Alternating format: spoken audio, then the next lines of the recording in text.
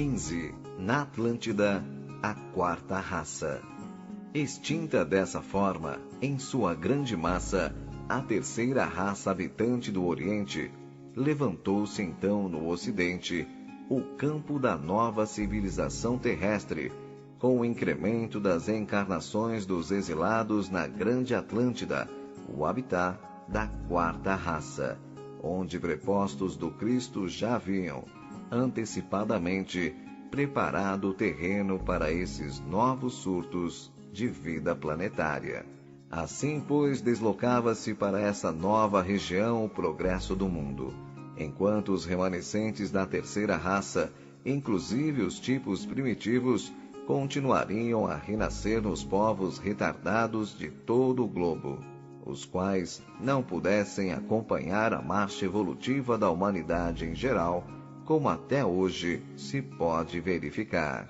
E da mesma forma como sucedera em outras partes na Atlântida, os exilados, a partir dessa deslocação de massas, seguiram lentamente sua rota evolutiva, e apesar de mais evoluídos e menos selvagens que os rutas do Oriente, nem por isso primavam por uma conduta mais perfeita. Os atlantes primitivos da quarta raça-mãe, que vieram em seguida, eram homens de elevada estatura, com a testa muito recuada, tinham cabelos soltos e negros, de seção redonda, e nisto diferiam dos homens que vieram mais tarde, que possuíam seção ovalada. Suas orelhas eram situadas bem mais para trás e para cima no crânio.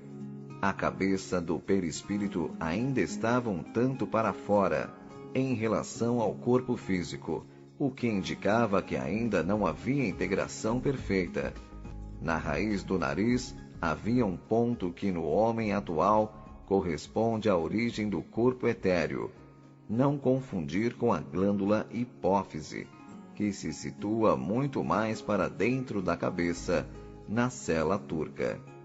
Esse ponto dos atlantes, separado como nos animais, nos homens atuais coincide no etéreo e no denso, perfeitamente integrados no conjunto psicofísico, e essa separação dava aos atlantes uma capacidade singular de penetração nos mundos etéreos, e permitiu que desenvolvessem amplos poderes psíquicos que, por fim, degeneraram e levaram à destruição do continente.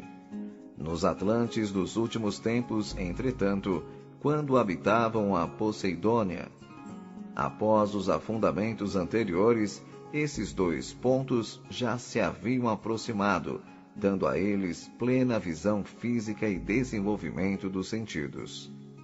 Nesse continente, a primeira sub-raça, Homahaus, possuía pouca percepção e pequeno desenvolvimento de sentimentos em geral, mas grandes possibilidades de distinguir e dar nome às coisas que viam e, ao mesmo tempo, agir sobre elas. Foi a sub-raça que desenvolveu os rudimentos da linguagem e da memória, conhecimentos anteriormente esboçados e interrompidos na Lemúria por causa do afundamento desse continente, pelo mesmo motivo da degradação moral. Das outras sub-raças, os Travelates desenvolveram a personalidade e o sentido da realeza e adoravam seus antepassados, chefes e dirigentes. Os Toltecas desenvolveram o animismo e o respeito aos pais e familiares. Iniciaram os governos organizados e adquiriram experiência sobre administração, bem como de nações separadas e de governos autônomos, formando assim os padrões, os modelos da civilização pré-histórica que chegam até ao nosso conhecimento atual. Os atlantes eram homens fortes, alentados, de pele vermelha escura ou amarela, imberbes, dinâmicos, altivos e excessivamente orgulhosos. Desde que se estabeleceram como povos constituídos neste vasto continente, iniciaram a construção de um poderoso império, onde, sem demora, predominaram a rivalidade intestina e as ambições mais desmedidas de poderio e de dominação. Por outro lado, desenvolveram faculdades psíquicas notáveis para a sua época, que passaram a aplicar os serviços dessas ambições inglórias, e de tal forma se desenvolveram suas dissensões, que foi necessário que ali descessem vários missionários do alto para intervir no sentido de harmonizar e dar diretrizes mais justas e construtivas às suas atividades sociais. Segundo consta de algumas revelações mediúnicas, ali encarnou 2 vezes, sob os nomes de Anfion e de Antúlio, o Cristo planetário, como já o tinha feito anteriormente na Lemúria, sob os nomes de Numu e Juno, e como o faria mais tarde na Índia, como Krishna e Buda, e na Palestina, como Jesus. Porém, triunfaram as forças inferiores e a tal ponto se generalizaram os desentendimentos entre os diferentes povos, que se impôs a providência da separação de grandes massas humanas mormente entre a. Roman House, b. Turianos, c. Mongóis, d. Travilates, refluindo parte deles para o norte do continente, de onde uma parte passou à Ásia, pela ponte ocidental do Alasca, localizando-se principalmente na China, e outra parte alcançou o continente hiperbóreo, situado, como já vimos, nas regiões árticas, ao norte da Europa, que nessa época apresentavam magníficas condições de vida para os seres humanos. No seio da grande massa que permaneceu na Atlântida, formada pelas outras 3 sub-raças, a. Toltecas, b. Semitas e c. Acádios.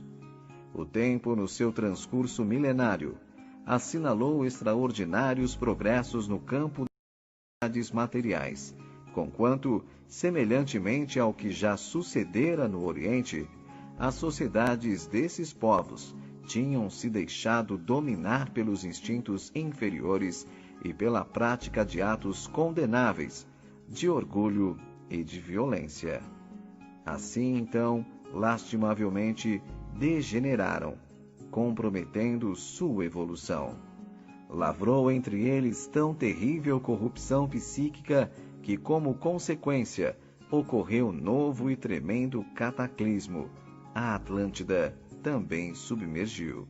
Os arquivos da história humana não oferecem aos investigadores dos nossos dias documentação esclarecedora e positiva desse acontecimento, como, aliás, também sucede e ainda mais acentuadamente em relação à Lemúria.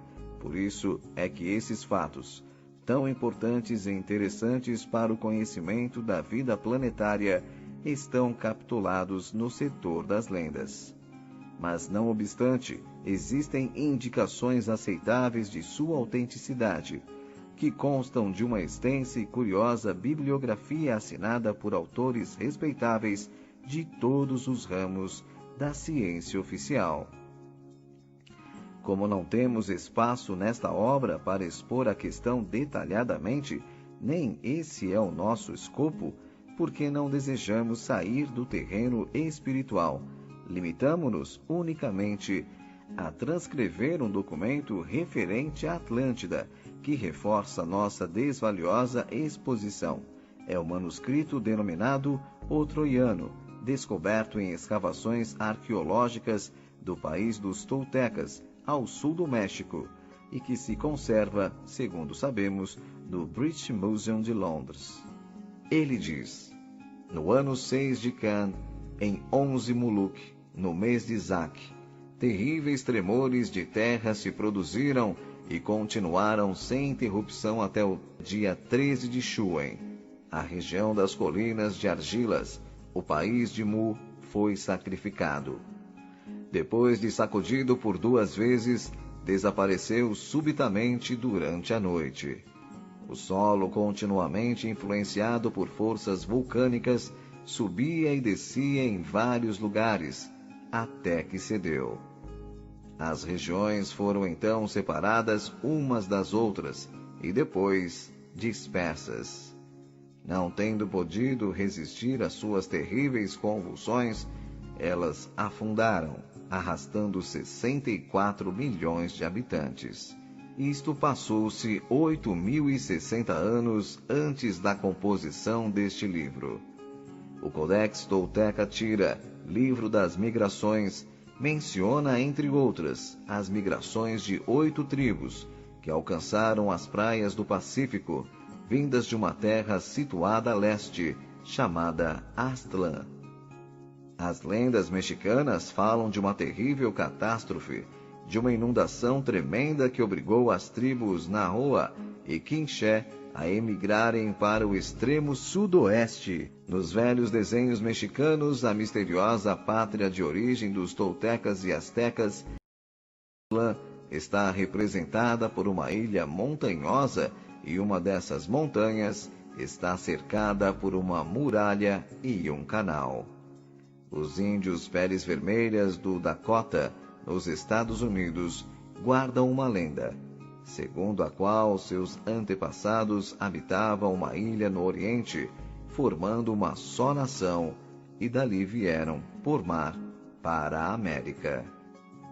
Na Venezuela, Peru e outros lugares encontram-se índios brancos de olhos azuis, cabelos castanhos, e os Varsan, tribo Arovac, afirmam que seus antepassados moravam em um paraíso terrestre no Oriente.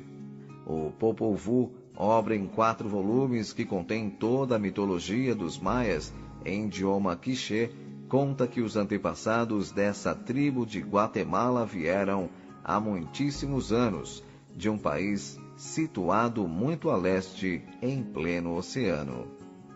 Havia nesse país um mesmo idioma e homens de diferentes cores, e nessa época o mundo foi afogado por um dilúvio, ao mesmo tempo que um fogo abrasador descia dos céus. Enfim, há inúmeras outras referências entre as tribos da América sobre esse país, Aztlán, e todas concordes em situá-lo no oceano, a leste, lugar justamente onde se localizava a Atlântida. Essa narração do manuscrito troiano é corroborada pelas tradições maias, povos sobreviventes do fenômeno, que se referem a 2 cataclismos ocorridos, um deles em 8.452 a.C. e outro 4.292 a.C. Tradições essas, como se vê, noticiam dos afundamentos parciais em vez de um geral, em resumo, que o continente foi destruído em 2 vezes e em 2 épocas diferentes e bem afastadas uma da outra. Disso se conclui que primeiramente afundou a Grande Atlântida, o continente primitivo, acontecimento descrito no troiano, e 4.160 anos depois, submergiu por sua vez uma parte que restou do grande continente, que era na antiguidade conhecida por Pequena Atlântida, Poseidones, região formada por uma ilha de larga extensão, que se desenvolvia na costa norte da África, à altura do atual Mar dos Sargassos, em sentido leste-oeste. De fato, há muitas comprovações disso. No fundo do Atlântico foram encontradas lavas vulcânicas cristalinas, cuja congelação era própria de agentes atmosféricos, dando a entender que o vulcão que as expeliu era terrestre e o esfriamento da lava se deu em terra e não no mar. Estudos realizados no fundo desse oceano revelam a existência de uma grande cordilheira, começando na Irlanda e terminando mais ou menos à altura do rio Amazonas, no Brasil, cuja elevação é quase 3.000 metros acima do nível médio do fundo do oceano. Os homens do Cro-Magnon eram do tipo Atlante, muito diferentes de todos os demais, e só existiram na Europa Ocidental, na face fronteira ao continente desaparecido, mostrando que dali é que vieram. O idioma dos bascos não tem afinidade com nenhum outro da Europa ou do Oriente e muito se aproxima dos idiomas dos americanos aborígenes. Os crânios dos Cro-Magnos são semelhantes aos crânios pré-históricos encontrados em Lagoa Santa, Minas Gerais, no Brasil. Há pirâmides semelhantes no Egito e no México, e a mumificação de cadáveres praticada no Egito Antigo o era também no México e no Peru. Também se verificou que o fundo do Atlântico está lentamente se erguendo.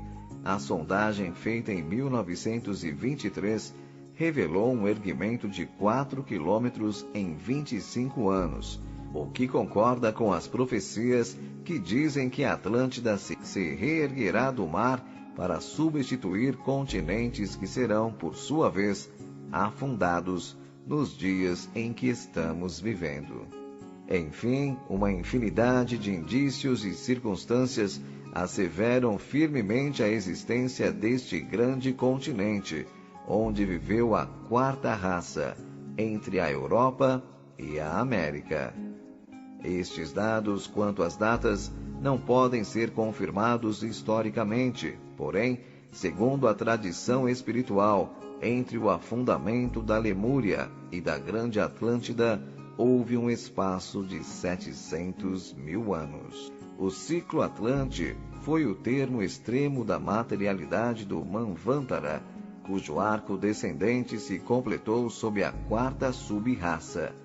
A terra firme parece ter chegado por esses tempos ao seu máximo de extensão, ostentando-se em vários continentes e uma infinidade de ilhas. Ultimou-se o desenvolvimento das faculdades físicas do gênero humano, ao passo que o característico psicológico foi o desejo, cujo império entregou o homem de pés e mãos atados ao gênio do mal.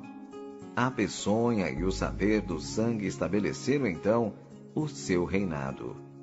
Os atlantes possuíam um profundo conhecimento das leis da natureza, mormente das que governam os 3 elementos, terra, água e ar. Eram também senhores de muitos segredos da metalurgia. As suas cidades eram ricas em ouro e alguns de seus palácios eram feitos desse metal. Suas sub-raças espalharam-se por todos os países do mundo de então. Cultivavam a magia negra e utilizavam-se grandemente dos elementais e de outros seres do submundo.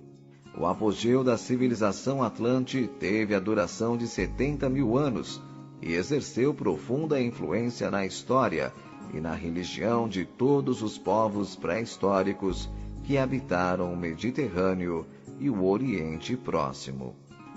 Como as anteriores, esta raça-mãe teve, como já vimos, 7 sub-raças. As 4 primeiras habitaram o continente até sua submersão, e as 3 últimas habitaram a grande ilha Poseidones. Os chineses, mongóis em geral, inclusive os javaneses, são na Ásia os remanescentes desses povos no seu período de natural decadência etnográfica, diz o Mahatma no Imavati. Na Idade Eoceno, ainda no seu começo, o ciclo máximo dos homens da quarta raça, os Atlantes, tinha chegado ao seu ponto culminante, e o grande continente, todos os continentes atuais, mostrou os primeiros sintomas de mergulhar nas águas, processo que durou até a 11.446 anos, quando a sua última ilha, que podemos com propriedade chamar de Poseidones, abismou-se com estrondo. Não se pode confundir Lemúria com Atlântida. Ambos os continentes sossobraram, mas o período decorrido entre as duas catástrofes foi cerca de 700 mil anos. Floresceu a Lemúria e terminou a sua carreira no espaço de tempo que antecedeu a madrugada da Idade Eoceno, pois a sua raça foi a terceira. Contemplai as relíquias dessa nação, outrora tão grandiosa, em alguns dos aborígenes de cabeça chata que habitam a vossa Austrália. Lembrai-vos de que por baixo dos continentes explorados e escavados pelos cientistas, em cujas entranhas descobriram a idade Eoceno, obrigando-a a entregar os seus segredos, podem jazer ocultos nos leitos oceânicos insondáveis outros continentes muito mais antigos. Assim, por que não aceitar que os nossos continentes atuais, como também Lemúria e Atlântida, hajam sido submergidos já por diversas vezes, dando assento a novos grupos de humanidades e civilizações que no primeiro grande solevamento geológico do próximo cataclismo, na série de cataclismos periódicos que ocorre desde o começo até o fim de cada circuito, os nossos atuais continentes submetidos já à autópsia hão de afundar-se, enquanto tornem a surgir outras Lemúrias e outras Atlântidas. Assim como aconteceu antes com a Lemúria, o afundamento da Atlântida trouxe para a geografia do globo novas e importantes modificações na distribuição das terras e das águas, a saber, com o afundamento da Grande Atlântida, sobrelevou-se o território da futura América, que se rematou ao ocidente, no centro e no sul com a Cordilheira dos Andes. B. Completou-se o contorno desse continente na parte oriental. C. Permaneceram sobre as águas do oceano que então se formou, e conserva o mesmo nome do continente submergido, o Atlântico. Algumas partes altas que hoje formam as ilhas de Cabo Verde, Açores, Canárias e outras. D. Na Europa, levantou-se a Cordilheira dos Alpes.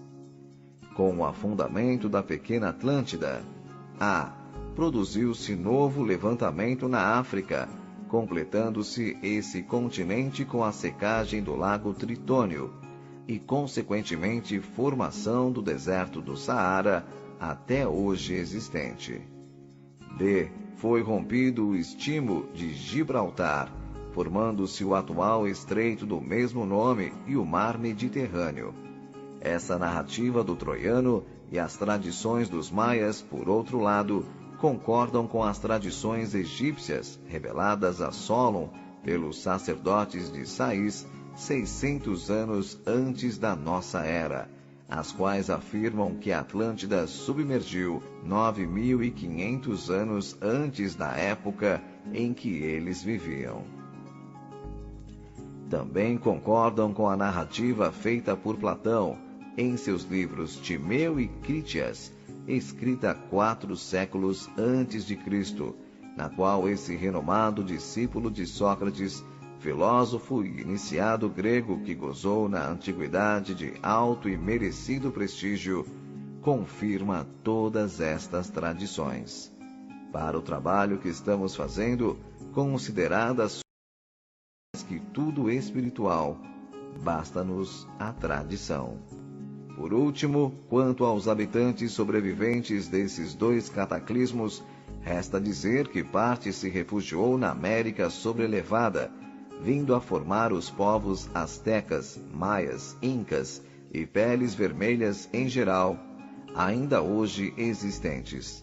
Parte alcançou as costas norte-africanas, vindo a trazer novo contingente de progresso aos povos ali existentes, principalmente aos egípcios, e uma última parte, finalmente, a de importância mais considerável para a evolução espiritual do planeta. Ganhou as costas do continente hiperbóreo, para leste, onde já existiam colônias da mesma raça, para ali, emigradas anteriormente, como já dissemos, cujo destino será em seguida relatado. Assim, com estes acontecimentos terríveis e dolorosos, extinguiu-se a 4ª raça e abriu-se campo às atividades daquela que a sucedeu, e sobre todas as demais foi a mais importante e decisiva para a incipiente civilização do mundo.